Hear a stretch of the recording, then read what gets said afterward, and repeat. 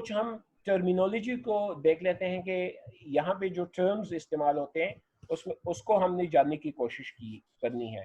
जैसे मैंने पहले आपको बताया था कि ट्रेडिंग बिजनेस में टेंजिबल गुड्स यूजुअली हम बात करते हैं। तो what are goods? We need to understand what are goods. It means that trading commodity, that is item purchased for resale purpose. Any item will be considered as a good if it is purchased with intention of resale. ठीक है? For example, for cloth merchant, cloth is good. For general store, grocery is good. ठीक है? लेकिन अगर एक cloth merchant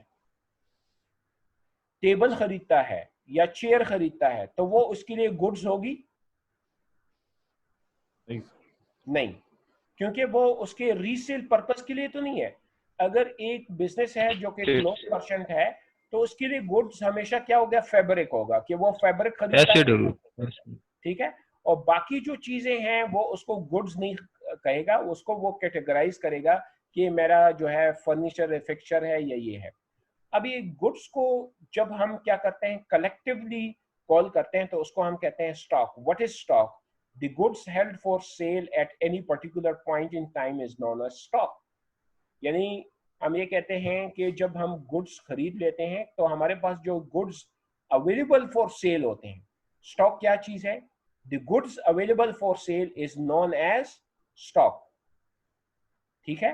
goods item है और हम कहते हैं कि जब वो आइटम सेल्स के लिए अवेलेबल होंगे तो उसको हम क्या नाम देंगे? स्टॉक। कि ये जो है हमारे पास स्टॉक पड़ा हुआ है। तो हम जब कहते हैं कि स्टॉक मौजूद है या स्टॉक नहीं है, तो स्टॉक मौजूद का मतलब ये है कि whether we have the goods that is available for sale और not. So stock at the beginning of the year is called opening stock, and the unsold stock at the year end is called closing stock या ending stock, उसको आप कह सकते हैं। हम यही देखते हैं कि अगर कोई मर्चेंडाइजिंग बिजनेसेस हैं, अगर उसका ये पहला साल नहीं है, वो उसका कंटिन्यूइंग ईयर है, अगर उसका कंटिन्यूइंग ईयर है तो जब भी साल जब शुरू होगा तो उसके साथ कोई अनसोल्ड स्टॉक मौजूद होगा पिछले साल का। तो जो पिछले साल का अनसोल्ड गुड्स होंगे वो इसके लिए ओपनिंग स्टॉक बन जाएंगे, और फिर जब ये साल के दौरान परचेजेस वगैरह करता जाएगा और अगर उसमें से कुछ ना सेल हुआ तो उसको हम क्लोजिंग स्टॉक कहेंगे। इसके बाद हमारे पास आ जाता है एक और टर्म, और इसको भी हम कंसिडर करेंगे एज एसेट परचेजेस को। When goods are purchased, an accountant head purchases is debited. जब भी हम परचेजेस करेंगे मर्चेंडाइजिंग बिजनेस में तो हम एसेट के बजाय एक नाम कैटेगराइज क्लासिफिकेशन कर देते हैं, उस क्लासिफिकेशन का नाम हम रख देते हैं परचेजेस। ठीक है? तो अगर फॉर एग्जांपल वो फैब्रिक का जो बिजनेस है, अगर वो या क्लोथ मर्चेंट है, जब वो बिजनेस में कोई परचेजेस करता है फैब्रिक की, तो उसको तो हम परचेजेस में क्या करेंगे? डेबिट करेंगे। लेकिन अगर वो कोई फर्नीचर और फिक्सचर खरीदता है तो वो फर्नीचर और फिक्सचर को हम डेबिट करेंगे, परचेजेस को डेबिट नहीं करेंगे। ठीक है? इसकी बात समझ आ गई कि परचेजेस हमने किस चीज को डेबिट करनी है? परचेजेस हमारा वो एसेट कहलाएगा जो कि हमने रीसेल पर्पस के लिए लिया होगा, तो उसको परचेजेस में क्या करेंगे? अकाउंट फॉर करेंगे।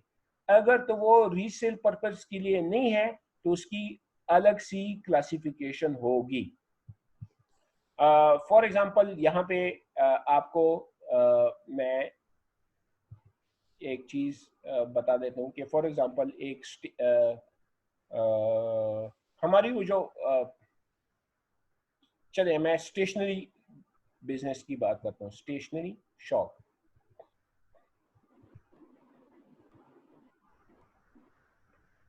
स्टेशनरी शॉप, अब ये मुझे बताएं कि स्टेशनरी शॉप अगर पेपर लेता है, पेपर, तो जब वो पेपर खरीदेगा तो इस पेपर को वो एज पेपर एसेट डिक्लेयर करेगा या परचेजेस डिक्लेयर करेगा? Purchases sir. परचेजेस। ठीक है? अगर वो खरीदता है फॉर एग्जांपल, इसके बाद वो खरीदता है रजिस्टर्स, ठीक है, या नोटबुक्स, जब वो रजिस्टर्स और नोट्स बुक खरीदेगा तो उसको किस कैटेगरी में रखेगा? परचेजेस में ही सर। परचेजेस में ही रखेगा। और अगर वो फॉर एग्जांपल स्टेशनरी बिजनेसेस हैं, अगर वो पेन और पेंसिल खरीदता है, ठीक है, उसको परचेजेस में। परचेजेस में रखेगा, ठीक है। अगर तो फॉर एग्जांपल वो चेयर खरीदता है, तो तो अगर वो सर चेयर वो खरीदता है एसेट तो क्या अभी भी इसको में परचेजेस में रखे? एसेट में रखेगा सर। वैसे तो इसने चेयर परचेज की है, वैसे तो वो जनरली हम कहेंगे purchase chair, purchase table, purchase desk, ठीक है। या हम कहते हैं कि वो अपने लिए परचेज काउंटर या जो कैश रजिस्टर है, वो कैश रजिस्टर एक मशीन होती है, ठीक है। तो ये सारी की सारी अदर एसेट्स में जाएंगी। जो परचेजेस में जाएंगी ना, वो सिर्फ और सिर्फ वो गुड्स की ग्रुप जाएगा जो कि रीसेल पर्पस के लिए खरीदे गए हों। तो जो रीसेल पर्पस के लिए गुड्स खरीदे जाएंगे उसको वो परचेजेस में बुक करेगा, और अगर वो रीसेल के लिए नहीं है तो उसको वो स्पेसिफिक एसेट कैटेगरी में फिर जाके डेबिट करता जाएगा, ठीक है। इसके बाद हमारे पास एक है कैरेज इनवर्ड। जैसे मैंने पहले भी बताया कि जब आप कोई परचेजेस करते हैं तो वो तब तक आपको फायदा नहीं दे सकता जब तक वो आपकी जो फिजिकल लोकेशन है वहां तक पहुंच ना जाए। जब वो फिजिकल लोकेशन तक पहुंचेगी तभी उसको आप सेल कर सकेंगे। और यानी अगर आपने परचेज किया हुआ है और वो मैन्युफैक्चर के साथ पड़ा हुआ है, अगर वो मैन्युफैक्चर के पास पड़ा हुआ है तो क्या आप उसको सेल कर सकते हैं? भाई कस्टमर आएगा और वो कहेगा कि यार मुझे ये चीज चाहिए, तो आप कहेंगे कि हाँ भाई मैंने आपको बेच दी है, वो वहां पे पड़ी हुई है, तो वो कहेगा कि वो वहां से मुझे नहीं चाहिए, आपकी अगर ये शॉप है तो मुझे यहाँ पे चाहिए। तो इसलिए इसमें एक और हमारी एक्टिविटी आएगी जिसको हम कहते हैं कैरेज इनवर्ड, ठीक है। सलमान, आपने कोई क्वेश्चन करना है?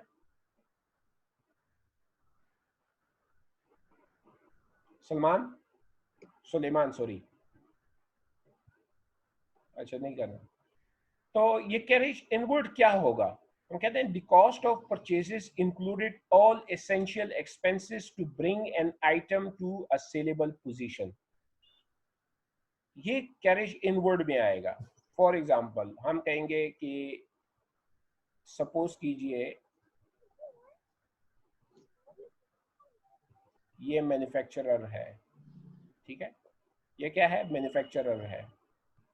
अब यहाँ पे चीजें क्या हो रही हैं? मैन्युफैक्चर हो रही हैं। और ये मेरी शॉप है, मैं मार्केट में बैठा हूँ, ये मेरी शॉप है, ठीक है। अब ये गुड्स यहाँ से यहाँ पे लाने के लिए एक तो मैं ये करूँगा ना कि हमारा कांटेक्ट हो जाएगा, हमारा कांटेक्ट हुआ, मैंने परचेज ऑर्डर दिया, उसने एक्सेप्ट किया और उसने कहा कि ठीक है अब ये जो गुड्स हैं मैं आपको बेच रहा हूँ। जब वो बेचेगा, ठीक है, बेचेगा, तो वो कोई ट्रक वगैरह में बेचेगा ना मुझे, ठीक है। For ji sir. एग्जांपल ये मैं ट्रक बना देता हूँ, ठीक है, इसमें लाद के बेचेगा, ठीक है।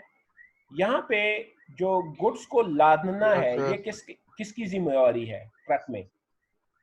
ये मेरी जिम्मेदारी है या सेलर की जिम्मेदारी है? सेलर की है सर। सेलर की जिम्मेदारी। यानी यहाँ पे लोडिंग जो है, यहाँ पे जो लोडिंग है ये मेरी कॉस्ट नहीं है, ठीक है। ये डिपेंड करता है कि आपने किस तरह का इसमें वो किया हुआ है सर। जिस तरह आपने पहले बताया था सर, हाँ, ये प्री डिसाइडेड होता है सर कि whether it is till the transportation of the goods or just after the sale responsibility किधर शिफ्ट होगी। जी, यहीं पे हम ये करेंगे। लेकिन जो ये ट्रक में माल लोड करना जो है ना, लोड करना, यानी वो ये मुझे तो नहीं कह सकता ना कि ये जी अंदर माल पड़ा हुआ है आप आ जाएं अंदर से ले जाएं। वो कहेगा कि यार आप ट्रक भिजवा दें या हम आपके लिए ट्रक भिजवाते हैं, तो उसमें जो ये लोडिंग जो है ये ऑटोमेटिकली इसी की कॉस्ट होगी, लोडिंग। लेकिन लोडिंग के बाद यहाँ पे एक टर्म यूज होगा, या तो हम यहाँ पे कहेंगे कि FOB, इसको कहते हैं फ्री ऑन बोर्ड, ठीक है, FOB। तो वो कहता है कि फ्री ऑन बोर्ड ऑन क्या कहते हैं ओरिजिनेशन, ठीक है, ओरिजिन है, ये ओरिजिन है, या FOB डेस्टिनेशन,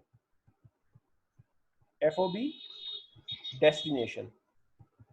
अब ये दो कॉन्ट्रैक्ट हैं। अगर वो कहता है कि FOB ओरिजिन है, वो कहता है कि मैं ट्रक में माल लोड कर दूंगा, बाकी मेरी जिम्मेदारी नहीं है, मैं ट्रक में माल लोड कर दूंगा, बाकी मेरी जिम्मेदारी नहीं है, तो ये यहाँ पे हमारे लिए ये गुड्स ट्रांसफर हो गए हैं, ये गुड्स हमारे हो जाएंगे। लेकिन इस ट्रक में जो माल पड़ा हुआ है ये तब तक मेरे लिए फायदेमंद नहीं है जब तक ये ट्रक ड्राइव करते यहाँ पहुंच ना जाए। ठीक है, तो ये जो ट्रेवल है, ये जो ट्रेवल है इसका कोई एक्सपेंस होगा ना? जी सर होगा। अगर ये Yes. FOB ओरिजिन है, FOB ओरिजिन का मतलब ये है कि उसने कहा कि मैं माल ट्रक में लोड कर देता हूं, बाकी तुम जानो, तुम्हारा काम जाने, तो ये ट्रेवल किसकी जिम्मेदारी हो जाएगी, मेरी या उसकी? ये ट्रेवल किसको, ये ट्रेवल का एक्सपेंस किसने देना होगा? ये बायर को पैसे कौन देगा? बायर, यानी मैं दूंगा। अगर ओरिजिन है तो इसके पैसे मैं दूंगा, तो ये ट्रेवल एक्सपेंस जो होगा ये मैं पूरा करूंगा इसका, यानी ये कैरेज जो है, एक्चुअली ये कैरेज है, चीज का रेस नहीं देना है। ठीक है, तो मैंने करना है। अच्छा, कैरेज जब ये ट्रक यहाँ पे पहुंच जाएगा, ठीक है, ये ट्रक यहाँ पे पहुंच जाएगा, ये पहुंचने के बाद कोई और खर्चा भी इस पे करना है कि नहीं? नो सर, अनलोड भी करना है ना? खर्चा होगा ना, उन्हें हम गोदाम में रखेंगे, वेयरहाउसेस में। अनलोड, ठीक है, गोदाम, ठीक है। ये लोडिंग और अनलोडिंग, अब मैं ये कहता हूं कि लोडिंग यूजुअली किसका हिस्सा होता है? लोडिंग होता है सेलर का, लेकिन अनलोडिंग जो है वो बायर का होता है, ठीक है। तो अब आपने ये सोचना है कि हमारा ये जो कैरेज इनवर्ड होगा, कैरेज इनवर्ड, इसमें क्या क्या चीज शामिल होगी? The cost of purchase include all essential expenses to bring an item to a sellable position। यहां तक लाने के लिए उस पे जितना भी खर्चा होगा उसको हम कैरेज इनवर्ड कहेंगे। इसको यहां से यहां तक पहुंचाने के लिए जितना भी खर्चा होगा उसको हम क्या करेंगे? कैरेज इनवर्ड कहेंगे। अगर तो फॉर एग्जांपल ये FOB ओरिजिन था तो ये खर्चा हमारा होगा, तो हम कैरेज इनवर्ड को रिकॉग्नाइज करेंगे। अगर तो ये FOB डेस्टिनेशन था, इसने कहा था कि FOB डेस्टिनेशन है, जैसे मैंने आपको पहले भी बताया था कि अगर वो कहता है कि पहुंच के साथ रेट दे रहा हूं, पहुंच के साथ रेट देने का मतलब है कि तुम गम ना करो, मैं ट्रक हायर करके ट्रक में तुम्हें सामान भिजवा दूंगा, तुम वहां से अनलोड कर देना। तो यहाँ तक जो खर्चा है वो सारा का सारा किस पे चला जाएगा? वो सेलर पे चला जाएगा, वो मेरा कैरेज इनवर्ड नहीं आएगा, मुझे सिर्फ और सिर्फ अनलोडिंग चार्जेस पड़ेंगे। ठीक है, मुझे कौन से चार्जेस पड़ेंगे? अनलोडिंग, ठीक है। अब मुझे ये बताइए कि ये जो कैरेज इनवर्ड या लोडिंग अनलोडिंग है, ये मेरी प्रोडक्ट कॉस्ट में शामिल होनी चाहिए या नहीं? प्रोडक्ट कॉस्ट में होनी चाहिए सर। वेरी गुड, ये प्रोडक्ट कॉस्ट में क्या हो जाएगी? ऐड होती जाएंगी, ये हमारे प्रोडक्ट कॉस्ट में क्या होती जाएंगी? ऐड होती जाएंगी। जब तक ये सेलेबल पोजीशन तक नहीं पहुंचता, सेलेबल पोजीशन तक जब तक नहीं पहुंचता, इस पे जितने भी इखराजात होंगे वो मेरी प्रोडक्ट कॉस्ट में शामिल होते जाएंगे। ठीक है, फॉर एग्जांपल एक और एग्जांपल आपको मैं दे देता हूँ कि हमारे यहाँ एक और चीज है, जब ये ट्रक आ रहा होता है तो एक चीज होती है जिसको वो कहते हैं चुंगी। सर जो ऑक्ट्रॉय चार्जेस वगैरह होते हैं, क्या होती है सर? ऑक्ट्रॉय चार्जेस होते हैं जो मतलब टोल प्लाजा, ये इस तरह के एक्सपेंसेस वगैरह सारे जो देखें, ऑक्ट्रॉय ड्यूटी, टोल प्लाजा, ये जो चुंगी है इसके भी पैसे जो हम देते जाएंगे वो हमने प्रोडक्ट कॉस्ट में शामिल करने हैं या नहीं करने? करने हैं, वो भी करने हैं। तो एक्चुअली ये चुंगी या लोडिंग जो है, हम कहेंगे कि ये हमारे कैरेज इनवर्ड में आ जाएगा और ये कैरेज इनवर्ड खुद जो है हमारी प्रोडक्ट कॉस्ट में शामिल होगा, कैरेज इनवर्ड। ठीक है, अब इसके बाद ठीक है, ये जो हमने काम कर दिया वो जगह पे पहुंच गई, लेकिन हम कहते हैं कि यहाँ पे जो प्रोडक्ट अब पड़ा हुआ है, फॉर एग्जांपल मेरे स्टोर के यहाँ पे एक शेल्फ है, वहां पे पड़ा हुआ है, लेकिन मैं कह रहा हूँ कि ये प्रोडक्ट यहाँ पे पड़े रहने के लिए मैंने एक टेम्परेचर मेंटेन करना है। टेम्परेचर मतलब ये है कि मैं कहता हूँ कि अगर इसको मैं ये चिलर में ना रखूँ, चिलर में, तो ये प्रोडक्ट खराब हो जाएगा। तो ये चिलर जो मैं इसके लिए चलाता रहूंगा, ठीक है, ये जो चिलर में ये पड़ा रहेगा और ये चिलर चलता जाएगा कि ताकि वो प्रोडक्ट खराब ना हो, तो क्या ये चिलर पे जो मेरे एक्सपेंसेस हो रहे हैं वो मेरे प्रोडक्ट कॉस्ट में शामिल होने चाहिए या नहीं? होने चाहिए सर। ये मेरे प्रोडक्ट कॉस्ट में शामिल नहीं होंगे, क्योंकि अब सर ये तो प्रोडक्ट तो आपके पास आ गया ना, अब हाँ, तो ऐड नहीं होगा। अब देखें, जब ये चिलर में मैंने रख दिया है ना, now it is available for cell, ये सेल के लिए अवेलेबल हो चुका हुआ है। अब ये हम पे डिपेंड करता है कि हम कितनी जल्दी इसको सेल करते हैं। तो ये जो हमारी एक और एक्टिविटी शुरू हो जाएगी, उसको हम कहेंगे सेलिंग एक्टिविटी। तो ये हमारी सेलिंग चार्जेस में तो या सेलिंग एक्सपेंसेस में तो आएंगे, लेकिन प्रोडक्ट कॉस्ट में ये शामिल नहीं होगा। ठीक है,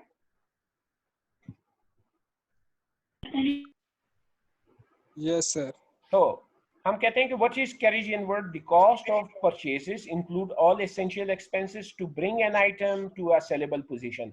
जब वो sellable position तक उस पे जितनी भी अखराजात करने हैं वो carriage inward में आएंगे। इसमें क्या क्या चीज है?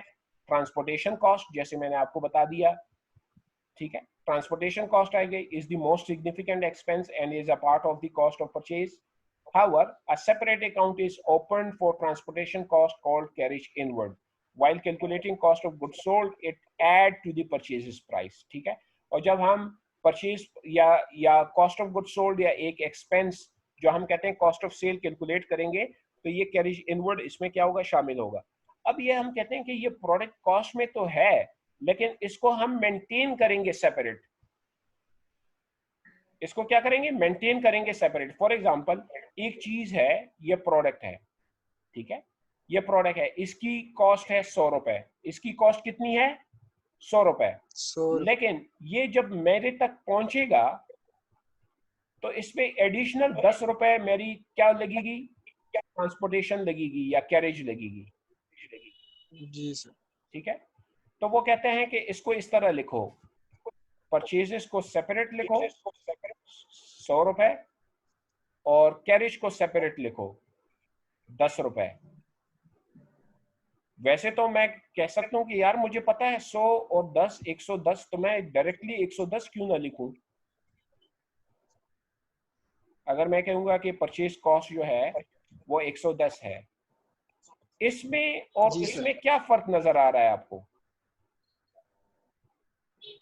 यहाँ पे ये मुझे कह रहा है कि परचेजेस 100 रुपए सेपरेट लिखो और कैरेज 10 रुपए सेपरेट लिखा करो, और मैं कहता हूं कि ये आसान है कि मैं डायरेक्टली 110 रुपए लिख लूं। कैसे पता चलेगा इसमें ट्रांसपोर्ट चार्जेस? कैसे पता चलेगा कि ट्रांसपोर्ट चार्जेस कितने हैं? इसका फायदा क्या होगा? सर सेपरेट दिखा हुआ है तो फिर पता चल जाएगा जो से हमारा एक्सपेंस उनका एक्सपेंस हुआ है। तो हाँ देखें, कभी कभार ये भी हो जाता है ना, सही होगी। ये भी हो सकता है ना कि फेयर प्रेजेंटेशन जो होती है स्टेटमेंट की। हाँ, एक ये भी है। एक दूसरी बात ये है कि फॉर एग्जांपल एक कस्टमर आ गया, ठीक है, इस पे हमने रखा हुआ था, फॉर एग्जांपल हमने कहा था कि हमारे जो कॉस्ट होगी, प्रोडक्ट कॉस्ट होगी, उसका हम 50% मार्कअप रखेंगे। कितना परसेंट? 50% मार्कअप रखेंगे। तो हमारी प्रोडक्ट कॉस्ट हमें कितनी पड़ रही है? 110 पड़ रही है ना? हमें कितनी पड़ रही है? 110। 110 का 50% लेंगे तो कितना बनेगा? 55। तो इसकी जो कस्टमर को हम प्राइस लगाएंगे तो प्राइस कितनी हो जाएगी? अगर 50% इस पे मार्कअप लगाएंगे तो प्राइस कितनी हो जाएगी? 165। ठीक है, ये हम कस्टमर को बेच रहे हैं 165। कस्टमर आया और वो कहता है कि यार आप जो है ना 165 के बेच रहे हो, वो जो बशीर ब्रदर है वो तो 160 का बेच रहा है। ठीक है, बशीर ब्रदर कितने का बेच रहा है? 160 का, और आप बेच रहे हैं 105 का। अब मुझे पता है, क्योंकि बशीर ब्रदर मुझसे वो नहीं है, हम एक जगह से माल खरीदते हैं, सब कुछ करते हैं, और हमें ये भी पता है कि वो भी 50% चार्ज करता है मार्कअप, और मैं भी 50% मार्कअप चार्ज करता हूँ। तो जब वो कस्टमर गिला करता है कि यार वो तो 160 का दे रहा है, तो मुझे एकदम से क्या पता लगेगा, यानी एक इंफॉर्मेशन मिल सकती है कि मेरा जो प्रोडक्ट है वो महंगा पड़ रहा है, क्या मुझे सेलर ने 100 रुपए का ये महंगा इस वजह से पड़ रहा है, या इस वजह कैरेज की वजह से महंगा पड़ रहा है। अब मैं क्या कर सकूंगा, डिसीजन यूजफुलनेस इसमें से क्या कर सकता हूँ कि डिसीजन यूजफुलनेस इसमें आ जाएगी कि अगर मैं कैरेज इनवर्ड को सेपरेटली मेंशन करता हूँ और परचेजेस को सेपरेटली मेंशन करता हूँ, तो मैं प्रोडक्ट कॉस्ट को आइडेंटिफाई कर सकता हूँ कि हमारी जो कॉस्ट है प्रोडक्ट की, वो उसकी परचेज प्राइस की वजह से है या उसकी जो कैरेज है उसकी वजह से है। कभी कभार ऐसा होता है ना कि हमारा एक फॉर एग्जांपल एक सेलर है या मैन्युफैक्चरर है वो कराची में बैठा हुआ है, और एक मैन्युफैक्चरर है वो लाहौर में बैठा हुआ है, ठीक है। अब फॉर एग्जांपल कराची का जो मैन्युफैक्चरर है वो मुझे थोड़ी सी कम प्राइस बता रहा है, और लाहौर वाला मुझे थोड़ी सी प्राइस ज्यादा बता रही है। तो आपके ख्याल में मुझे कराची से लेने चाहिए या लाहौर से लेना चाहिए? मैं रावलपिंडी में कारोबार कर रहा हूँ। लाहौर से सर। लाहौर से क्यों करूँ? कराची से लेंगे तो एक ही बात है ट्रांसपोर्टेशन कॉस्ट ज्यादा आ जाएगी। हाँ, क्योंकि अब कराची मुझे से ट्रेवल अब देखें ना कि जब तक मैं कैरेज कॉस्ट को सेपरेटली मेंशन नहीं करूंगा, तो मुझे पता नहीं लगेगा कि मुझे कराची से सस्ता पड़ रहा है या मुझे लाहौर से सस्ता पड़ रहा है। तो अगर मैं उनके साथ डील करूंगा और मुझे पता लग जाएगा कि यार मेरा इतना प्रोडक्ट कॉस्ट आ रहा है और इतना ट्रांसपोर्टेशन कॉस्ट आ रहा है, तो मुझे पता भी लग सकेगा कि मुझे परचेजेस कहाँ से करनी चाहिए। मुझे वहां से परचेजेस करनी चाहिए जहां पे मुझे टोटल कॉस्ट कम से कम पड़े, ठीक है। और ये मुमकिन भी है कि कराची से ट्रांसपोर्टेशन कॉस्ट अगर ज्यादा भी है लेकिन वहां पे प्रोडक्ट कॉस्ट परचेज कॉस्ट काफी कम है, तो शायद मैं अभी भी कराची से परचेज करूं, ठीक है। सर एक क्वेश्चन था सर। जी जी सर ये जो आप गुड्स को ले आते हैं प्रोडक्ट को, जी, और आपने कैरेज इनवर्ट्स में इसको डाल दिया, ट्रांसपोर्टेशन को भी और अनलोडिंग को भी, स्टोरेज को भी। तो सर ये स्टोरेज जो आप शो करते हैं, जो स्टोरेज कॉस्ट होगी ना, स्टोरेज कॉस्ट सेपरेट होगी, प्रोडक्ट कॉस्ट में शामिल नहीं होगी। अब मैं आपको थोड़ा सा बल्कि मैं यहाँ पे आपको एक चीज दिखाता हूँ। स्टेट वे स्टोर में ना रख सकें उसमें, आप जब वेयर हाउस को हायर करेंगे या उसका एक्सपेंसेस पे करेंगे, उसमें ये इंक्लूडेड हो जाएगा सर? मैं आपको अब एक चीज दिखाता हूँ, एक मिनट। ये आपको वर्ड डॉक्यूमेंट नजर आ रहा है? जी सर आ रहे। यस सर आ रहे। देखें ये प्रोसेस देखें प्रॉफिटेबिलिटी का। हम जो सर्विसेज बिजनेस की बात कर रहे थे, तो हम क्या करते थे, सर्विस रेवेन्यू जनरेट करते थे और उससे तमाम की तमाम अपनी एक्सपेंसेस क्या करते थे, माइनस करते थे, तो हमारे पास आ जाता था प्रॉफिट बिफोर टैक्स, और इसके साथ टैक्स माइनस करेंगे या हम कहते हैं कि नेट प्रॉफिट आ जाता, ठीक है। और वहां पे जितनी भी एक्सपेंसेस होती थी, हम कहते थे कि वो सर्विस जनरेट करते हुए एक्सपेंसेस यानी सपोर्ट में जनरेट हो रही थी।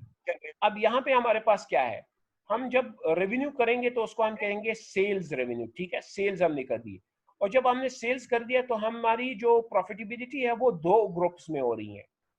वो कितनी में हो रही है? दो ग्रुप्स में। एक हमारा है ग्रॉस प्रॉफिट, उसमें हम कहते हैं कि उसमें सिर्फ और सिर्फ प्रोडक्ट कॉस्ट शामिल होगा, उसमें सिर्फ और सिर्फ प्रोडक्ट कॉस्ट शामिल होगा। प्रोडक्ट कॉस्ट से मुराद ये होगा कि प्रोडक्ट की जो खरीदने की जो कीमत है और उसको जो सेलेबल पोजीशन तक लाने तक जितनी भी एक्सपेंसेस हैं वो इस कॉस्ट ऑफ गुड्स सोल्ड में शामिल होंगे। लेकिन जो उसकी जो सेल करने के लिए जो स्टोरेज कॉस्ट है ना, वो यहाँ पे आएंगी, ठीक है। उसको यानी स्टोर में रखना, उसकी मेंटेनेंस करना, उसको यानी कस्टमर तक पहुंचाना, ये हमारे ऑपरेटिंग एक्सपेंसेस में शामिल होंगे, ये प्रोडक्ट कॉस्ट में शामिल नहीं होंगे, ठीक है। तो हमारे प्रोडक्ट कॉस्ट में क्या क्या चीज शामिल होगी? हमारी प्रोडक्ट कॉस्ट में वो चीज शामिल होगी जो कि हम कहते हैं कि उसकी परचेज प्राइस है और उसको सेलेबल पोजीशन तक लाने के लिए जो भी हमारी कॉस्ट इनकर हो रही है वो होगी, ठीक है। ठीक है सर, ठीक है सर, थैंक यू सर। इसके बाद फिर हम कहते हैं कि जब हमारे पास प्रोडक्ट अवेलेबल फॉर सेल हो जाएगा, वो सेलेबल पोजीशन तक आ जाएगी, उसके बाद हमारी एक्टिविटी शुरू हो जाएगी सेल्स की। और सेल्स के लिए हम क्या एक्टिविटी करते हैं? कस्टमर को बूस्ट करते हैं, प्रोमोट करते हैं, कस्टमर को उनको वेलकम करते हैं कि आप आए और हमसे चीजें खरीदें। तो जब सेल होगा ना, तो when goods are sold and accounting head sales is credited. जब भी हम कोई यानी गुड्स कस्टमर को दे देंगे तो हमारे पास एक रेवेन्यू अकाउंट होगा जिसको हम नाम देंगे सेल्स, तो वो हमेशा क्रेडिट होगा। पहले तो हम कहते थे ना सर्विस रेवेन्यू, ठीक है, फीस रेवेन्यू, या जो भी आपने देखा कि आपने जो क्वेश्चन सोल्व किए, कभी उसको फी आर्किटेक्चर फीस, कभी एजुकेशनल फीस, कभी ट्यूशन फीस, इस तरह की रेवेन्यू कहते थे। लेकिन जब हम मर्चेंडाइजिंग बिजनेस में बात करेंगे तो उसमें रेवेन्यू का नाम होता है सेल्स। उसका क्या नाम होता है? सेल्स, ठीक है। तो जब भी हम गुड्स को कस्टमर को दे देंगे तो हम अपने सेल्स को क्या करेंगे? क्रेडिट करेंगे। If an asset other than good is sold, it is not termed as sale। ये जो है एक इंपॉर्टेंट चीज है, ठीक है, ये आप लोगों ने समझनी है। आप मेरे बैलेंस शीट अगर देखेंगे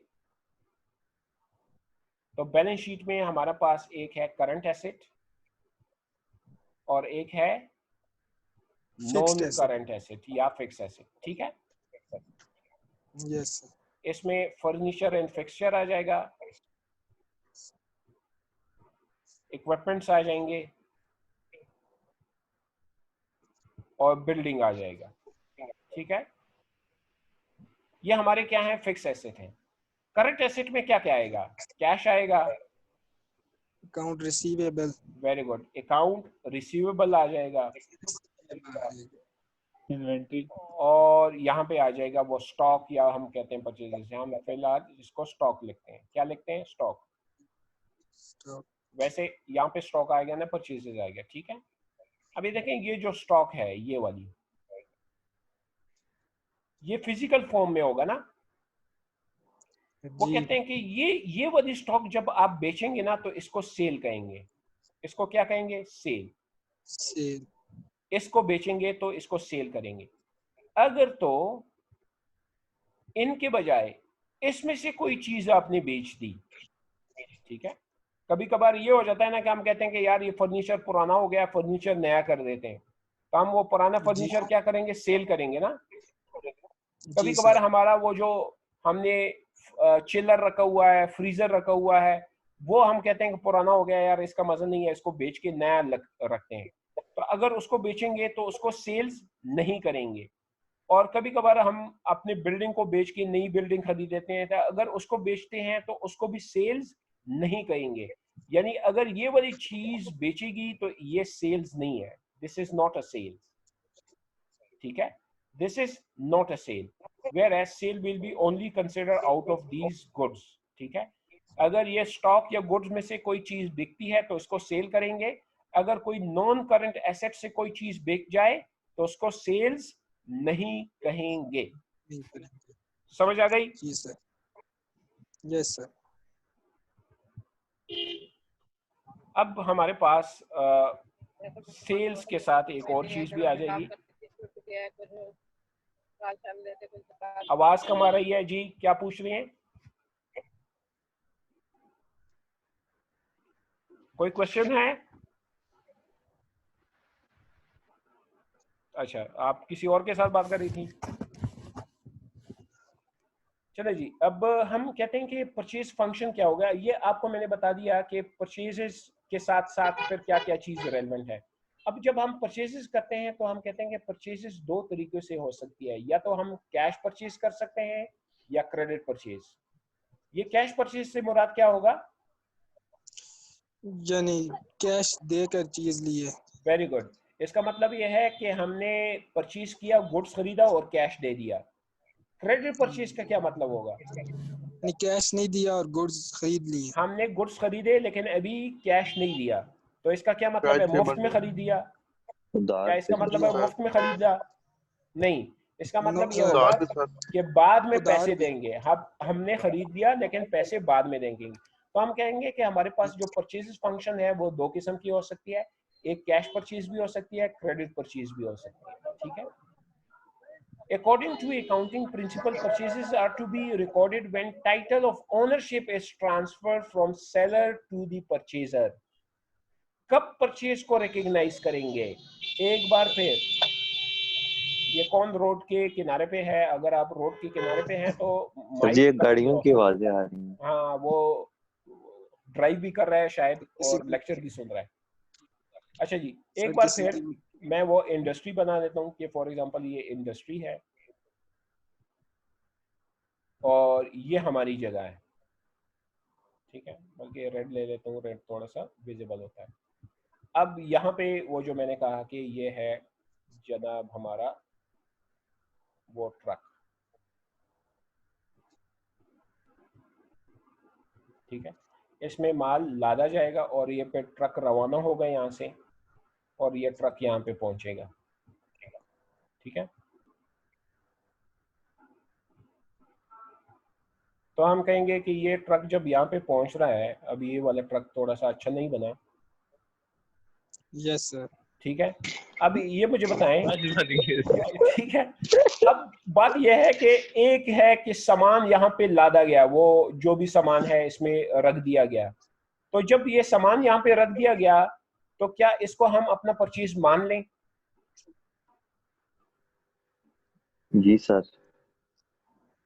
या ये ट्रक जब यहाँ पे पहुंचे, ये ट्रक जब यहाँ पहुंच गया वो सामान लेके, तब इसको परचेज जाने, यहाँ पे जाने इसको परचेजेस या यहाँ पे? सर जी हमने ऑर्डर दिया था तो परचेज उसी टाइम हो गया था।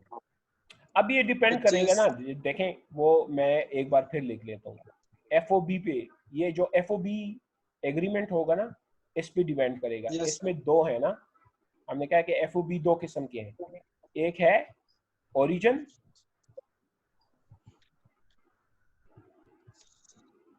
और एक है डेस्टिनेशन। समझ आ रही है? एक है ओरिजिन और एक है डेस्टिनेशन। तो आपके ख्याल में कौन सी जो वो है क्या कहते हैं FOB, उसमें यहाँ पे माना जाएगा और कौन सी FOB भी यहाँ पे माना जाएगा? सर ओरिजिन पे ऊपर माना जाएगा। Very good. अगर FOB ओरिजिन है तो हम कहेंगे कि ये हमारे परचेज कहलाएगी। अगर वो कहता है कि FOB ओरिजिन, तो जैसी FOB ओरिजिन की एग्रीमेंट हो गई, वो क्या करेगा? वो कहेगा कि हमने सामान लाद दिया और ट्रक नंबर ये आपकी तरफ रवाना हो चुका। जैसी ये इंफॉर्मेशन हमें मिलेगी वो फैक्स कर देगा या हमें वो इनवॉइस भिजवा देगा कि हमने माल रवाना कर दिया हुआ है, तो ये हम परचेसेस को क्या करेंगे? रिकॉग्नाइज करेंगे। लेकिन अगर तो वो कहता है कि FOB डेस्टिनेशन, तो हम इंतजार करेंगे 1 दिन, 2 दिन, 3 दिन, हम इसको अपनी परचेजेस कंसीडर नहीं करेंगे जब तक वो ट्रक हमारे पास पहुंच ना जाए। जैसे ही वो ट्रक हमारे पास पहुंच जाएगा तो हम इसको परचेजेस क्या करेंगे? रिकॉग्नाइज करेंगे। समझ आ गई कि हमारी जो परचेजेस है उसके लिए प्रिंसिपल क्या है? जब ये टाइटल ऑफ ओनरशिप, ठीक है, टाइटल ऑफ ओनरशिप जैसे ही ट्रांसफर हो जाएगा उसमें हम उसको मान लेंगे। लेकिन कीप इट माइंड, कभी कभार ये हो जाता है कि ये जो ओरिजिन और डेस्टिनेशन में 3 दिन लग सकते हैं। कितने दिन लग सकते हैं? 3 दिन। एक होता है ना कि हाँ जी बस हमने रवाना कर दिया, आपने कहा कि रवाना कर दिया 1-2 घंटे में पहुंच जाएगा। और कभी कभार वो कहते हैं कि हाँ जी बस हम लोड कर दिया, वो आपकी तरफ रवाना हो रहा है, तो उसमें 2-3 दिन लग सकते हैं। फॉर एग्जांपल हम कहते हैं कि कश्मीर जा रहा है कराची से, या हम कहते हैं गिलगित बल्तिस्तान जा सकता है, तो आप देख सकते हैं कि वो ट्रक जो होती है उसकी स्पीड बहुत कम होती है, तो वो कभी कभी 3 दिन में पहुंच जाती है, कभी 4 दिन में पहुंचती है, कभी 5 दिन में पहुंचती है। तो ये 3-4-5 दिन के लिए वो क्या कहेंगे? इसको एक नया नाम देते हैं और वो उसको कहते हैं गुड्स इन ट्रांजिट। क्या नाम देते हैं? Goods in transit. ठीक है। ट्रांजिट का क्या मतलब है? रास्ते में सर। रास्ते में, ठीक है। अब ये 2 किस्म की हो सकती है, या तो इसका गुड्स इन ट्रांजिट होगा या हमारा goods in transit asset he declare होगा, या तो एसेट डिक्लेयर होगा किसका? ये तो ये जो सेलर है उसका एसेट डिक्लेयर होगा, और या जो परचेज़र है उसका एसेट डिक्लेयर होगा। ये टोटली डिपेंड करेगा ये FOB जो शिपिंग या FOB ओरिजिन है या FOB डेस्टिनेशन, ये जो कॉन्ट्रैक्ट होगा। यानी अगर FOB ओरिजिनेशन है तो जो सेलर है उसने अपना रिस्क ट्रांसफ़र कर दिया, तो ये गुड्स इन ट्रांजिट जो है ये बुक होगा किससे? ये परचेज़र बुक करेगा कि गुड्स इन ट्रांजिट, कि मेरे पास गुड्स हैं लेकिन वो रास्ते में हैं, मेरे हैं, तो वो उसकी ओनरशिप ले लेगा। और अगर तो ये है कि FOB डेस्टिनेशन है तो सेलर इसको गुड्स इन ट्रांजिट में अपना एसेट डिक्लेयर करके रखेगा जब तक वो परचेज़र के तरफ पहुंच ना जाए, तो तब तक ये goods in transit asset declare होगा। इसको फिर बाद में हम देखेंगे कि शायद इसको हम डील कर रहे हैं ना कर रहे हैं, ठीक है। ये बाद में फिर इसको हम डिसाइड करेंगे कि इसकी हमने कोई ट्रांजैक्शन शो करनी है या नहीं करनी।